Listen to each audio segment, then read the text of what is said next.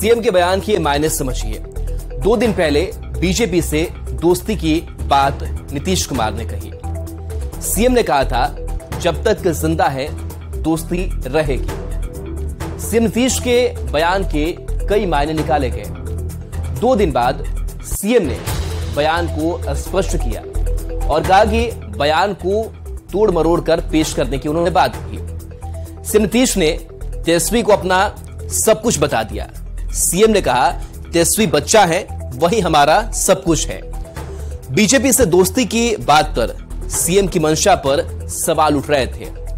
CM की सफाई के बाद कशमकश कम होने की संभावना है।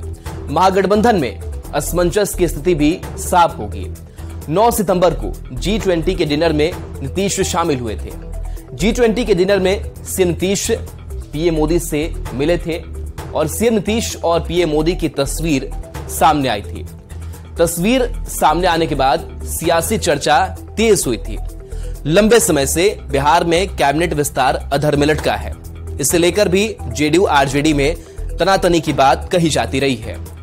जेडीयू आरजेडी में अविश्वास को लेकर बीजेपी ताना मारती रही है।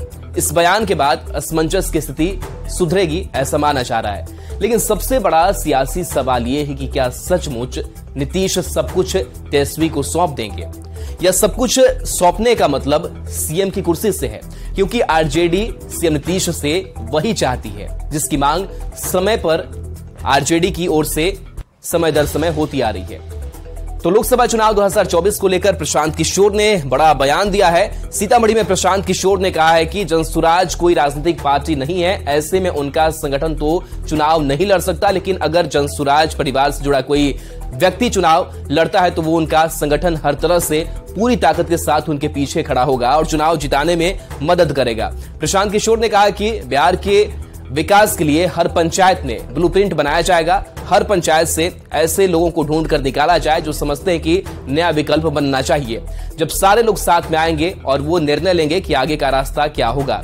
इतना ही नहीं, पीके ने कहा है कि जिन जिलों में जनसुराज की पदयात्रा हो चुकी है उन जिलों में अब संस्थापक बन रहे हैं और उन्हें ये निर्णय लेना है कि चुनाव लड़ना है या नहीं।